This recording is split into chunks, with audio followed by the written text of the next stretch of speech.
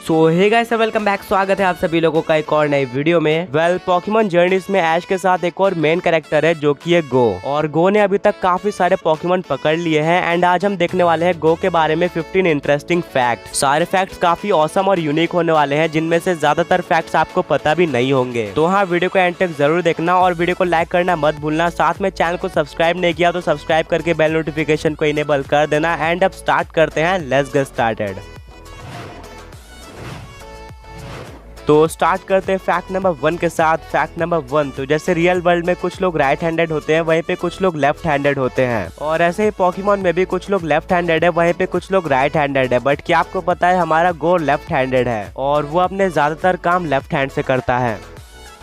Fact number 2, अगर आप Pokemon journeys follow कर रहे हो तो आपको पता होगा कि गो पोकेमॉन से बिना फाइट किए उनको काफी इजीली पकड़ लेता है। जबकि पोकेमॉन को कैच करने के लिए हमको सबसे पहले उनकी एचपी कम करनी पड़ती है। तो हाँ, आपने कभी न कभी सोचा होगा कि गो इतने इजीली पोकेमॉन्स को कैसे पकड़ लेता है। ऐसा इसलिए है क्योंकि गो बेस्ड है पोकेमॉन गो गेम पे, जिसका पता आप लोग गो के नाम से भी लगा सकते हो। एंड इस गेम में आपको बिना फाइट किए पोकेमॉन्स को पकड़ना होता है पोकेबॉल फेंक के। और इवन गो में और पोकेमॉन गो के मेल कैरेक्टर में भी काफी सारे सिमिलरिटीज हैं। और पोकेमॉन गो में आप जितना परफेक्टली पोकेबॉल को थ्रो करोगे उस हिसाब से आपको एक स्टेटमेंट मिलेगा, जैसे कि नाइस, ग्रेट या फिर एक्सीलेंट। और पोकेमॉन कैच करने के बाद गो का पॉकेडेक्स भी इसी तरीके के स्टेटमेंट देता है। तो हाँ, यही रीजन है कि गो इतना इजीली पोकेमॉन्स को कैच कर लेता है।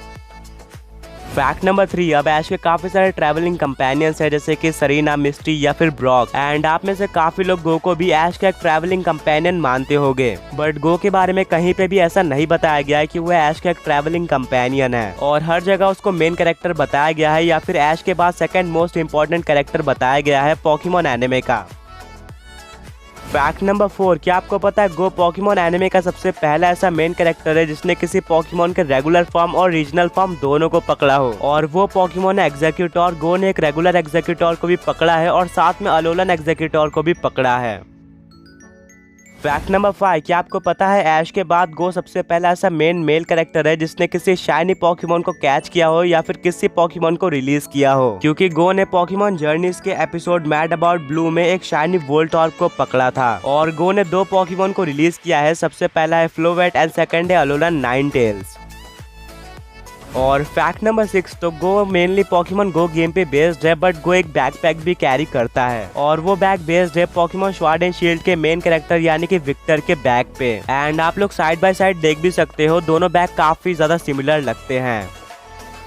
फैक्ट नंबर 7, क्या आपको पता है गो पोकेमॉन एनिमे का सबसे पहला ऐसा मेन कैरेक्टर है जिसने किसी जायंट पोकेमॉन को कैच किया हो। एंड वो पोकेमॉन है गो का मैजिकार्प, जो कि नॉर्मल मैजिकार्प से ज्यादा बड़ा है। और गो पोकेमॉन एनिमे का सबसे पहला ऐसा मेन कैरेक्टर भी है जिसने किसी प्योर डार्क टाइप पोकेमॉन को पकड़ा हो, जो कि एप्सोल है। एंड उसके पास एक हिडन एबिलिटी रखने वाला पोकेमॉन भी है, जो कि है डार्मेनिटन।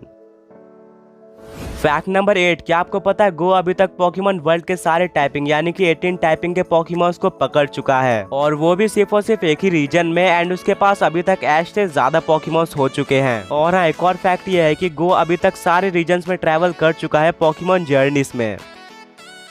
और फैक्ट नंबर 9, क्या आपको पता है गो सबसे पहला ऐसा मेन कैरेक्टर है पोकेमॉन एनिमे का जिसके पास एक से ज्यादा लेजेंडरी पोकेमॉन हो। क्योंकि गो ने सबसे पहले इटरनेटस को पकड़ा था, जो कि आगे जाके सील हो जाता है। बट फिर भी वो गो का पोकेमॉन है। और आगे जाके गो ने हीलिंग द हीलर नाम के एपिसोड में स्वीकुन को भी कैच कर लिया। और इसी के साथ गो ने 2 लेजेंडरी पोकेमॉन को कैच किया है, जो कि ऐश के किसी भी फ्रेंड ने नहीं किया है अभी तक। और फैक्ट नंबर 10, तो पोकेमॉन एनिमे में हर एक पोकेमॉन को 2D एनिमेशन के साथ दिखाया जाता है। बट क्या आपको पता है गो के पास एक ऐसा पोकेमॉन है जिसको 3D एनिमेशन में दिखाया गया है। और वो पोकेमॉन है गो का इटरनेटस, जिसके साथ वो इकलौता पोकेमॉन है पोकेमॉन एनिमे का जिसको 3D एनिमेशन के साथ दिखाया जाता है।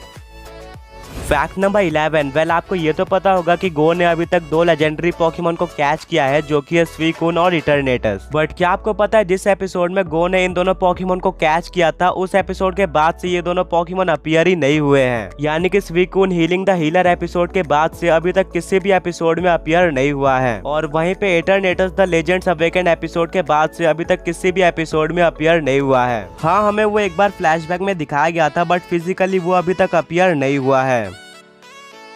फैक्ट नंबर 12, क्या आपको पता है गो के जापानीज वॉइस एक्टर डाइकी यामाशीटा हैं और इन्होंने एक इंटरव्यू में गो के बारे में काफी इंटरेस्टिंग चीज बताई थी, जहाँ पे उन्होंने ये बताया था कि गो भले ही एक मेल कैरेक्टर है बट उसके अंदर कुछ फीमेल्स के भी फीचर हैं, यानी कि उसकी डिजाइन मेल और फीमेल दोनों कंबाइंड करके बनाई गई है और इसी वजह से गो की आईज भी थोड़ी फीमेल टाइप की लगती है, जो कि आप लोग इस इमेज में देख सकते हो। फैक्ट नंबर 13, क्या आपको पता है गो ऐश के बाद सबसे पहला ऐसा कैरेक्टर था जिसने किसी एक एपिसोड में एक से ज्यादा पोकेमॉन को कैच किया हो और इसका कोई एक पर्टिकुलर एग्जांपल नहीं है, वो ऑलमोस्ट हर एक एपिसोड में एक से ज्यादा पोकेमॉन को ही कैच करता है। और आपको याद होगा कि ऐश ने एक एपिसोड में 30 टॉरस पकड़े थे। एंड हाँ, गो एक लौता ऐसा कैरेक्टर भी है जिसने एक ही एपिसोड में अलग अलग स्पीशीज के एक से ज्यादा पोकेमॉन को कैच किया हो, क्योंकि ऐश ने 30 सेम पोकेमॉन को पकड़ा था जो कि थे टॉरस और गो ने अलग अलग पोकेमॉन को कैच किया है। फैक्ट नंबर 14, क्या आपको पता है गो ऐश का इकलौता ऐसा फ्रेंड है जिसने एक पर्टिकुलर रीजन के तीनों स्टार्टर्स को कैच किया हो। एंड ऑफ कोर्स ये आपको पता होगा कि गो ने जेन 8 यानी कि गला रीजन के तीनों स्टार्टर्स को कैच किया है। सबसे पहला है स्कॉर बनी जो कि इवॉल्व हो चुका है सिंड्रेस में, एंड सेकंड है सॉबल जो कि इवॉल्व हो चुका है इंटेलियन में, और थर्ड पोकेमॉन है ग्रोकी। और फाइनली फैक्ट नंबर 15, क्या आपको पता है पोकेमॉन जर्नीज के एपिसोड 103 में गो ने एक फ्रोकी को कैच किया है, जो कि ऑफ कोर्स हम सब नहीं चाहते थे, क्योंकि फ्रोकी फुली इवॉल्व होकर ग्रीनिंजा बनता है जो कि ऐश का एस पोकेमॉन रह चुका है कैलोस रीजन में, और अभी ऐश का ग्रीनिंजा भी रिटर्न आने वाला है। तो हो सकता है कि गो ऐश के ग्रीनिंजा की स्पेशल पावर्स देख के इम्प्रेस हो जाए और फिर हो सकता है कि गो का फ्रोकी ऐश के ग्रीनिंजा से इंस्पायर होकर वैसा ही बने, बट इसके काफी कम चांस है कि वो बॉन्ड इवॉल्व हो जाए। वीडियो एंड करने से पहले एक बोनस फैक्ट, क्या आपको पता है पोकेमॉन जर्नीज का एपिसोड 32 यानी कि टाइम आफ्टर टाइम एक लौता ऐसा एपिसोड था जहां पे ऐश और पिकाचू को कहीं पे भी फीचर नहीं किया गया था, यानी कि ऐश और पिकाचू पूरे एपिसोड में थे ही नहीं, और इस एपिसोड में मेनली गो और उसके पुराने फ्रेंड को दिखाया गया था। गाइस, ये था आज के इस वीडियो में। अगर आपको वीडियो पसंद आई है तो वीडियो को लाइक करना मत भूलना और साथ में चैनल को सब्सक्राइब करके बेल नोटिफिकेशन को इनेबल कर देना। तो हाँ, दोबारा मिलेंगे एक और ऐसे ऑसम वीडियो के साथ। Until then, peace out.